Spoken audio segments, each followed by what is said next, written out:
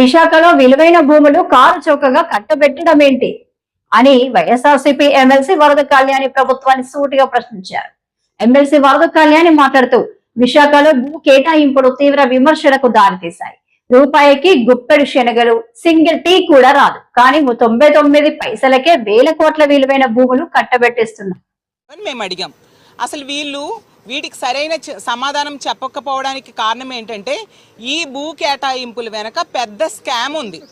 Scam ఉండడం వలన వీళ్ళు లోపాయికారి ఒప్పందాలు చేసుకొని ఇలా అతి తక్కువ ధరలకి భూ కేటాయింపులు చేయడం వలన వీళ్ళు సరైన సమాధానం చెప్పలేని పరిస్థితిలో ఈరోజు ఈ ప్రభుత్వం ఉంది. తీసుకుంటే రహేజా డెవలపర్స్కి 99 పైసలకే 27 ఎకరాల భూమిని కట్టబెట్టేశారంట. ఎంత దారుణం! అలాగే అడ్రస్ లేని వర్సా కంపెనీకి డెడ్ చీప్గా 3000 కోట్ల విలువైన భూమిని కట్టబెట్టాలని వీళ్ళు ప్రయత్నించారు. దానికి కూడా వాళ్ళు ఏమని చెప్తూ ఉన్నారంటే పచ్చి అబద్ధం, అసలు మేము కట్టబెట్టలేదు అని చెప్తున్నారు. అసలు వర్సాకు అయితే ఎస్ఐపిబి వరకు కూడా ఫైల్ అయ్యింది. వెళ్ళి ఎస్ఐపిబి ఆమోదం కూడా అయిపోయాక మా వైఎస్ఆర్ కాంగ్రెస్ పార్టీ దీని మీద పెద్ద ఎత్తున నిరసన తెలియజేయడం, అలాగే సాక్షి మీడియా కూడా ఈ స్కామ్ని బయటికి తీసుకురావడంతో అప్పుడు వీళ్ళు వెనక్కి వెళ్ళడం జరిగింది. వాళ్ళకి మేము అడిగామన్నమాట, ఇది కంటిన్యూ చేస్తారా అంటే ఇక ముందేనా ఎప్పుడైనా ఇవ్వకుండా ఉంటారా అనేది మాత్రం వాళ్ళు సమాధానం చెప్పట్లేదు. ప్రజల నుంచి తీవ్రమైన వ్యతిరేకత రావడంతో అక్కడితో కొంతవరకు టెంపరీగా ఆపిన పరిస్థితి. అలాగే రియల్ ఎస్టేట్ సంస్థ సత్వా డెవలపర్స్కి డెడ్ చీప్గా 1500 కోట్ల రూపాయల విలువైన భూమిని కట్టబెట్టడం జరిగింది. ఇది స్కామ్ కాదా అని నేను అడుగుతూ ఉన్నాను.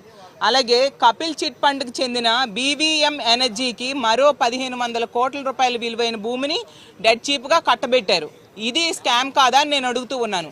అసలు విశాఖపట్నం తీసుకుంటే మన రాష్ట్రంలోనే కాదు, దేశంలోనే కాదు, ఏషియా మొత్తం మీద అత్యంత శరవేగంగా అభివృద్ధి చెందుతున్న నగరం. అలాంటి నగరంలో రూపాయికి కనీసం టీ కూడా రాదు, కనీసం గుప్పెడు పప్పు బెల్లాలు కూడా రాని పరిస్థితి.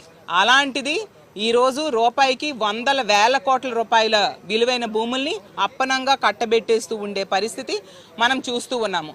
అసలు మనకు మొదట రాష్ట్ర రాజధాని హైదరాబాద్, ఇప్పుడు పక్క రాష్ట్ర రాజధాని హైదరాబాద్లో వాళ్ళు ఎకరా 150 కోట్లకు కూడా అమ్ముతున్నారు. మా విశాఖపట్నంలో తీసుకుంటే 150 పైసల లోపు అమ్మే పరిస్థితి చూస్తూ ఉన్నాం. ఇంకా అమరావతి ఇంకా పునాది దశలో ఉంది, అక్కడ కూడా మా విశాఖపట్నం కంటే ఎక్కువ రేటు ఉంది భూములకి ప్రభుత్వం ఇస్తూ ఉంది. అంటే ఇంకా పునాది స్థాయిలో ఉన్న అమరావతిలో కూడా అమరావతి కంటే కూడా తక్కువ రేటుకి విశాఖపట్నంలో భూములు పప్పు బెల్లాల్లా ఈరోజు పంచుతూ ఉండే పరిస్థితి చూస్తూ ఉన్నాం. అసలు ప్రభుత్వం భూ కేటాయింపులు వెనకబడిన ప్రాంతాల్లో తక్కువ ధరలకు చేసిందంటే అర్థం చేసుకోవచ్చు, ఎందుకంటే ఆ ప్రాంతం అభివృద్ధి చెందాలి, ఆ వెనకబడిన ప్రాంతాలు రూరల్ ప్రాంతాల్లో రేటు తక్కువ ఉంటుంది అని. కానీ విశాఖపట్నం లాంటి నగరాల్లో అంత కాస్ట్లీ ల్యాండ్స్ ఇంత తక్కువ రేటుకి ఎందుకు మీరు ఇస్తున్నారు? దీని వెనక ఖచ్చితంగా స్కామ్ ఉంది, లోపాయికారి ఒప్పందాలు, లోపాయికారి అండర్స్టాండింగ్స్ ఉన్నాయని తెలియజేస్తూ ఉన్నాను. అలాగే తీసుకుంటే దీన్ని ఇంత కాస్ట్లీ ల్యాండ్ కదా, ప్రభుత్వం ఎందుకు వేలం వేయట్లేదు? వేలం వేస్తే ప్రభుత్వానికి ఆదాయం వస్తుంది కదా, దాని మీద దృష్టి పెట్టకుండా అప్పనంగా ప్రభుత్వ భూములు కట్టబెట్టడానికి ఎందుకు ప్రయత్నిస్తుంది అని ప్రభుత్వాన్ని మేము అడగడం జరిగింది. అలాగే తీసుకుంటే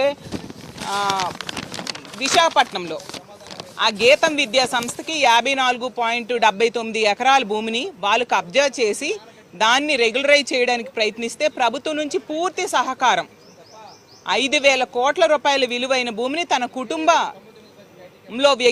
కుటుంబ సంస్థ అయిన గీతం విద్యా సంస్థకి వీళ్ళు దారాదత్తం చేయబోతూ ఉన్నారంటే ఎంత దారుణమైన పరిస్థితులు ఉన్నాయో అర్థం చేసుకోవచ్చు. ఏదో విశాఖపట్నంని ఫైనాన్షియల్ క్యాపిటల్ చేస్తామని చెప్పారు. ఫైనాన్షియల్ క్యాపిటల్ చేయలేదు సరికదా, దోపిడీ క్యాపిటల్గా ఈరోజు చంద్రబాబు నాయుడు గారి కూటమి ప్రభుత్వం చేసింది అనేది స్పష్టమైంది. సంపద సృష్టిస్తాను అన్నారు, ఈరోజు సంపదను దోచుకుంటూ ఉండే పరిస్థితి చూస్తూ ఉన్నాము. అసలు విశాఖపట్నంలో భరత్ గారికి 5 లక్షల పైగా ఓట్ల మెజారిటీ అక్కడ ప్రజలు ఇవ్వడం జరిగింది. వీళ్ళేమో 5,000 కోట్ల రూపాయల భూమిని దోచుకుంటున్నారు అదే భరత్ గారు. ఎంత దారుణమైన పరిస్థితులు ఈ రాష్ట్రంలో ఉన్నాయో అర్థం చేసుకోవచ్చు. అసలు మేము ప్రభుత్వాన్ని అడగడం జరిగింది, ఎందుకు వేలం వేయట్లేదు, అలాగే ఈ రియల్ ఎస్టేట్ సంస్థకి ఇచ్చే భూముల్లో 50 నుంచి 60% వాళ్ళు నచ్చిన అవసరాలకు వాడుకునే వెసులుబాటు ఇచ్చారా లేదా అంటే అది ఇచ్చారు వీళ్ళు, కానీ దానికి సమాధానం లేదు, దాటవేయడం జరిగింది. అలాగే ఐటీ పార్కులు ఉన్నాయి, వీటన్నిటిని కూడా ఏపీఐసి నుంచి తప్పించేస్తారా అని అడిగితే దానికి కూడా సమాధానం లేని పరిస్థితి. అసలు ఏపీఐసి కాదని ఎందుకు రియల్ ఎస్టేట్ సంస్థలకి మీరు భూములు కేటాయిస్తున్నారు అంటే కూడా దానికి కూడా సరైన సమాధానం చెప్పని పరిస్థితి మనం చూస్తూ ఉన్నాము. అసలు ఎంఎస్ఎంఈ పార్కుల డెవలప్మెంట్ కూడా తయారు చేయడం కూడా వీళ్ళు ఎందుకు ప్రైవేట్ డెవలపర్స్కి ఇస్తున్నారు అనేది కూడా సమాధానం చెప్పలేదు. అంటే వీళ్ళు ఎంతసేపు కూడా ఈ స్కాము జరగడం కోసం అన్ని రకాలుగా ప్రయత్నాలు చేసుకుంటూ ఉన్నారు తప్ప ప్రజలకి సరైన సమాధానం చెప్పట్లేదు అనే విషయం అర్థమవుతుంది. ఈ సత్వా లాంటి సంస్థ అయితే బెంగళూరు, హైదరాబాదు లాంటి నగరాల్లో బహిరంగ మార్కెట్లో ధరలకి వాళ్ళు భూములు కొని వాటిని రియల్ ఎస్టేట్కి చేసుకుంటూ ఉంటారు. అలాంటి వాళ్ళకి 1.5 కోటికే కేటాయించడం అంటే ఎంత దారుణమో ఆలోచించండి ఈ రాష్ట్ర ప్రజలు చెప్తూ ఉన్నాను. అలాగే కపిల్ చిట్ ఫండ్స్కి చెందిన బీవీఎం ఎనర్జీకి కూడా 1.5 కోట్లతో 30 ఎకరాలు కేటాయించారు.